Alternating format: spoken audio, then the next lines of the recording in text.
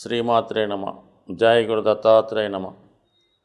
ఈ వీడియోలో తులారాశి వారికి శనిగ్రహ అనుగ్రహం కావాలంటే వీళ్ళ జీవితంలో ఏ విధమైన జాగ్రత్తలు తీసుకోవాలి, ఏ దైవాన్ని ఆరాధించాలి అన్న విషయాన్ని మనం ఈ వీడియోలో పరిశీలిద్దాం. తులారాశికి శుక్రుడు అధిపతి.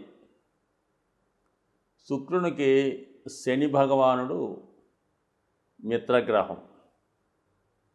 ఒక విధంగా శని భగవానికి అత్యంత ఇష్టమైనటువంటి స్థానం తులారాశి. ఎందుకంటే తులారాశిలోనే శని భగవానుడు ఉచ్చ పొందుతూ ఉంటాడు.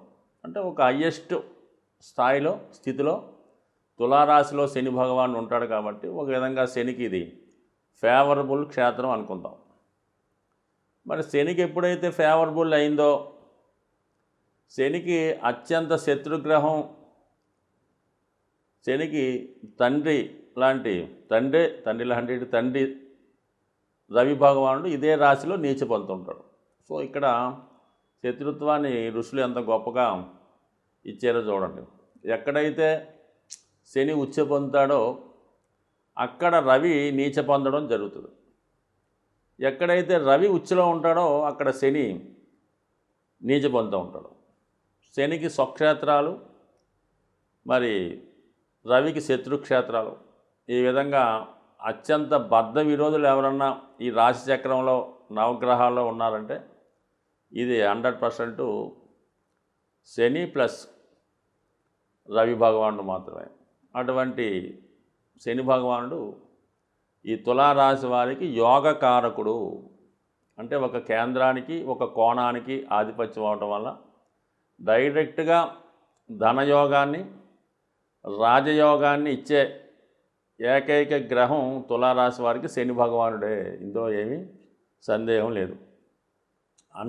అటువంటి శనిగ్రహం మరి దశ రూపంలో, అంటే ఈ తులారాశి వారికి లేదా లగ్నం వారికి దశ అంతర్దశల్లో శని మహాదశ వచ్చిన, శని అంతర్దశ వచ్చిన 100% మరి వీళ్ళకి అనుకూలమైన ఫలితాలు, ఉన్నత పదవి రావడం లభిస్తుంటుంది.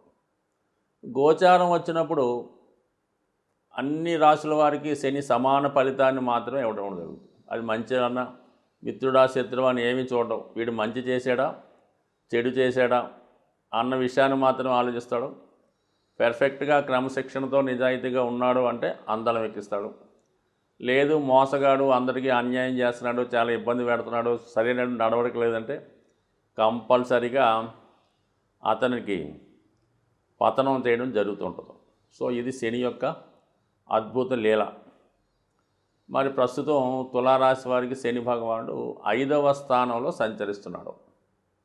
సో ఒక విధంగా మిశ్రమ ఫలితాలు ఇవ్వడం జరుగుతుంటుంది. 5వ స్థానం శని ఒక 12 భావాలు తిరిగి రావడానికి 30 సంవత్సరాలు టైం తీసుకుంటే కేవలం 3 స్థానాల్లో శని శుభ ఫలితాలు ఇవ్వడం జరుగుతుంది. అవి 3, 6, 11. బాగా ఇబ్బంది పెట్టేది అష్టమ శని అంటే 8వ స్థానం, అర్ధాష్టమ శని అంటే 4వ స్థానం, అలాగే 2, 1, 12. సో ఇది పక్కన పెడితే ఇంకా 5, 9 అన్నది కొద్దిగా మిక్స్డ్గా ఉంటాయి.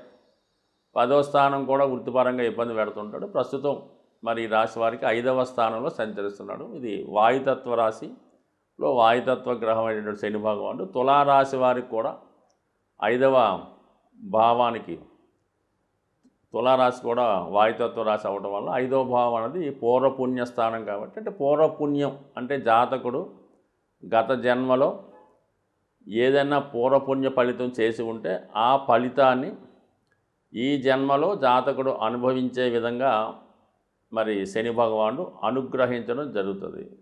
సంతానం కావాలన్నా, పూర్వజన్మలో సంతానం యోగ్యం ఉంటే ఈ జన్మలో సత్సంతానం కలగడం, సంతానం అభివృద్ధి చెందడం, అలాగే మీలో ఉన్నటువంటి టాలెంట్కి సరైన గుర్తింపు రావడం, ఉన్నత విద్యా అవకాశాలు, పదవి, పట్టాభిషేకం, అలాగే మీ అభిమానులు సంఖ్య పెరగడం, వాళ్ళు మిమ్మల్ని అభిమానించడం. సో ఏదైనా తులారాశి వారికి సెలబ్రిటీ సంబంధించిన రాశుల్లో ఉంటారు కాబట్టి వీళ్ళకి కంపల్సరిగా ప్రజల సహకారం అవసరం. మరి ప్రజల సహకారం కావాలన్నా, ప్రజల యొక్క బలం కావాలన్నా, వాళ్ళ యొక్క అనుగ్రహం కావాలన్నా కూడా శని భగవానుడు కంపల్సరిగా బలవంతుడై ఉండాలి. ఎవరి జాతకంలో, జన్మ జాతకంలో శని బలమైన స్థితిలో ఉంటాడో వాడు ఇతరులకు ఉపాధి కల్పించే స్థాయిలో, స్వతంత్ర వృత్తిలో చిన్న స్థాయి నుంచి పైకి ఎదగడం జరుగుతుంటుంది.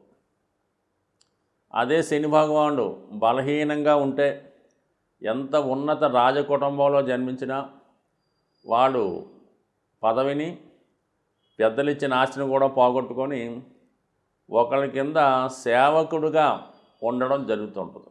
సో ఏదైనా ఈ తులారాశికి వారు మాత్రం కంపల్సరిగా శని యోగకారకుడు అవడం వల్ల రాశి అందే ఉచ్చి పొందుతాడు కాబట్టి ఎక్కువ శాతం మరి వీళ్ళకి శని అనుగ్రహం, శని బలం తప్పనిసరి.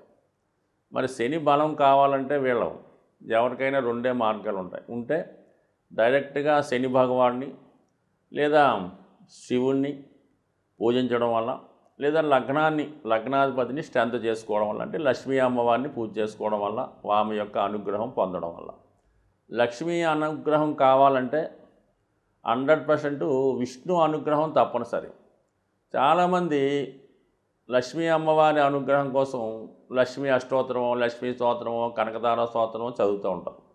మీరు కొన్ని వందల వేల సార్లు చదివిన విష్ణు సహస్రనామం చదివిన తర్వాత మరి లక్ష్మీ స్తోత్రమో, కనకదార స్తోత్రమో చదివితేనే ఫలితం ఉంటుంది తప్ప విష్ణుని పక్కన పెట్టి, విష్ణు సహస్రనామాన్ని పక్కన పెట్టి ఎన్ని స్తోత్రాలు చదివినా ఏమాత్రం ఉపయోగం అయితే ఉండదు. సో ఇది ఖచ్చితంగా ఈ తులారాశి వారు పాటించవలసినటువంటి నియమం. అలాగే శని భగవానుని అనుగ్రహం కోసం శివుని యొక్క ఆరాధన, క్రమశిక్షణతో నిజాయితీతో ఉండడం, వృద్ధుల్ని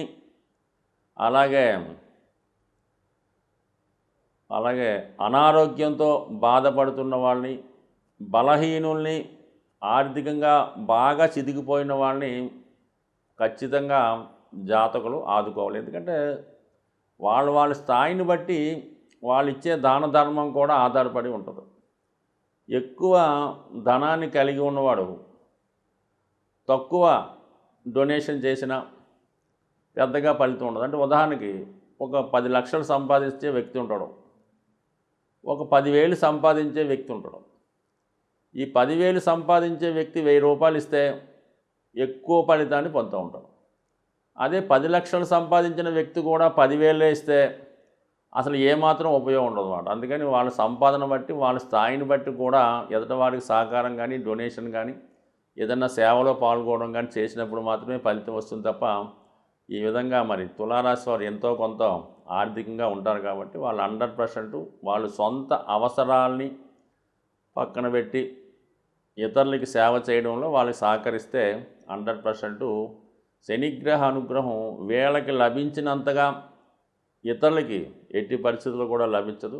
కంపల్సరీగా ఈ రాశివారు శనిగ్రహ అనుగ్రహం కోసం బేదల్ని ఆదుకోవడం, వృద్ధులకి, పెద్దవాళ్ళకి సేవ చేయడం, అలాగే మరి భగవంతుడి ఆరాధనలో శివునికి అభిషేకం చేసుకోవడం ద్వారా కానీ, డైరెక్ట్గా శని భగవానుని తైలాభిషేకం ద్వారానో అభిషేకం చేసుకోవడం వల్ల, నిరంతరం ఓం నమః శివాయ అనే మంత్రాన్ని చదువుకోవడం వల్ల, లేదు ఇంకా తొందరగా కావాలంటే హనుమాన్ చాలీసా పారాయణ, విఘ్నేశ్వరుడు ఆరాధన, అనేక రకాల మోక్ష పద్ధతులు, సూక్ష్మంలో మోక్షానికి అనేక రకాల పద్ధతులు, అనేక రకాల పరిహారాలు రావడం జరిగింది. సో ఏదైనా కంపల్సరీగా ఈ తులారాశి వారు విష్ణు సహస్రనామ పారాయణ వల్ల, లక్ష్మీ అష్టోత్తర పారాయణ వల్ల శని యొక్క ఇబ్బందుల నుంచి తొలగి శని యొక్క అనుగ్రహానికి పాత్రులవుతారని ఆశిస్తూ, సాధారణంగా గ్రహాల యొక్క శాంతి కొరకు పంచభూతాలు అంటే మనకి గాలి, నిప్పు, నీరు, వాయువు, ఆకాశం అనే 5 తత్వాలు ఉండడం జరిగింది. దీన్నే మనం ఈ పూజాధికారులు నిర్వహించేటప్పుడు పంచోపచార పూజ అని చేయడం జరుగుతూ ఉంటుంది. సో ఇందులో ముఖ్యంగా శని భగవానుడు యొక్క అనుగ్రహం కోసం మరి శని భగవానుడు వాయుతత్వ రాశి అవ్వటం వల్ల ధూపంతో పూజించడం వల్ల, అంటే మీకు సాధారణంగా శివాలయాల్లో కానీ అమ్మవార్లకు కానీ ఈ సాంబ్రాణి ధూపం ఎక్కువగా వేస్తూ ఉంటారు. సో అది సింపుల్గా అగరబత్తీలు వెలిగించడం. అంటే చాలామంది ఏం చేస్తారంటే పూర్తిగా పూజ చేయని వాళ్ళు వారంకోసారి మామూలుగా చేస్తుంటూ ప్రతిరోజు కూడా ఉభయ సంధ్యల్లో ఈ అగరబత్తి వెలిగించి పూజ చేస్తూ ఉంటారు. ఇంకా ఓపిక ఉన్నవాళ్ళు సాంబ్రాణి పొగ అది గృహం అంతా వేస్తూ ఉంటారు. ఎక్కువగా అమ్మవార్లకి, శివునికి. అలాగే ఈ సాంబ్రాణి పొగ వేయటం వల్ల కనీసం ప్రతిరోజు అగరబత్తి 2 పూట్ల భగవంతుని యొక్క ఆరాధించడం వల్ల మీకు కంపల్సరిగా ఈ నవగ్రహాల్లో శని భగవానుడి యొక్క అనుగ్రహం లభించడం జరుగుతూ ఉంటుంది. సో ఈ కారణం వల్ల ఒకటి. అలాగే ప్రతిరోజు కూడా ఈ గృహంలో నిరంతరం ఏదో భగవంతుని యొక్క నామస్మరణ మోగే విధంగా, అంటే గతంలో కొన్ని చిన్న చిన్న బాక్సులాగా ఉంటే ఏదో ఓం నమో నారాయణయో, ఓం శివాయ ఏదో చదువుతూ ఉంటాయి. సో అటువంటి కూడా గృహంలో ఉండడం వల్ల ఏంటంటే పాజిటివ్ ఎనర్జీ ఆ గృహంలో ఉండడం జరుగుతూ ఉంటుంది. కాబట్టి సాధ్యమైనంత వరకు శని భగవానుడి యొక్క అనుగ్రహం కావాలంటే ఆ గృహం చాలా పరిశుభ్రంగా ఉండాలి. అలాగే ఇరిగిపోయిన వస్తువులు, పనికిమాలిన వస్తువులు, అక్కర్లేని వస్తువులు ఇంట్లో ఉంచడం. అలాగే కొంతమందికి ఏంటంటే ఓ 10 జతల చెప్పులు ఉంటాయి. ఏదో కొత్తవి కొంటుంటారు, పాత ఏం చేసుకుంటారో. ఈ చెప్పుల జతలు ఎక్కువ అవడం వల్ల ఈ కొంతకాలంకి ఆ నెగిటివ్ ఎనర్జీ వాటి మీద వచ్చే అవకాశం ఉంటుంది. కాబట్టి సాధ్యమైనంత వరకు ఈ చెప్పులన్నీ నిల్వ ఉంచకుండా ఎప్పటికప్పుడు దాన్ని అవసరం తీరిన తర్వాత బయటపడేయండి. ఏదో 1-2 చెప్పులు పెట్టుకోవడం అన్నది ఒక కొత్తమైన పద్ధతి. అలాగే ఇంట్లో వాడే చీపురు గట్ట దాన్ని కూడా మరి ఒక చోట కొంతమంది నిలువుగా పెడుతుంటారు అనమాట. అంటే కుచ్చు పైకి వచ్చేలా పెడుతుంటారు అనమాట. జ్యేష్ఠాదేవి చేతిలో ఆయుధంలాగా. ఎట్టి పరిస్థితుల్లో కూడా కుచ్చు అరిగిపోతే ఇంకోటి కొనుక్కుంటాం, ఏం పోయింది. అందువల్ల ఎప్పుడు కూడా అది నిలువుగా కరెక్ట్గా పెట్టాలి తప్ప కుచ్చు పైకి వచ్చే విధంగా మాత్రం ఎట్టి పరిస్థితుల్లో కూడా పెట్టలేదు. ఇవన్నీ కూడా అలక్ష్మికి కారణాలు అన్నమాట. సో అలాగే ఏంటంటే ఈ భోజనం చేయడానికి కూడా ఒక పర్టికులర్ టైం పాటించాలి. ఏ టైంలో పడితే ఆ టైంలో తినడం, ఎక్కడ పడితే అక్కడ తినడం, ఈ టీవీలు చూస్తూ ఈ మంచాల మీద కుర్చీల్లో సేరబడి ఈ విధంగా భోజనం చేయడం, ఏదో ప్లేట్లో భోజన పదార్థాలు ఉడించుకొని తినడం, ఇవన్నీ కూడా ఐశ్వర్యప్రదం కాదు. ఇవన్నీ కూడా శనిని ఆహ్వానించే ఇండికేషన్స్ అన్నమాట. ఈ అనాచార పనులన్నీ కూడా శనిని ఆహ్వానిస్తుంటాయి. అలాగే శుభ్రమైనగా ఉండడం, శుభ్రంగా భోజనం చేయడం, అలాగే ఆహార పదార్థాలు కూడా జాగ్రత్తగా వినియోగించడం, ఇవన్నీ కూడా లక్ష్మీదేవి అనుగ్రహానికి పాత్రలు అవుతూ ఉంటాయి. కాబట్టి సో ఏదైనా శని భగవానుడి యొక్క అనుగ్రహం కావాలనుకున్న వాళ్ళు ప్రతి పని కూడా పద్ధతి ప్రకారం నియమానుసారం చేసుకోవడం వల్ల వాళ్ళు కంపల్సరీగా శని భగవానుడు టాప్ రేంజ్లోకి తీసుకెళ్లే అవకాశం ఉంటుంది. స్వస్తి.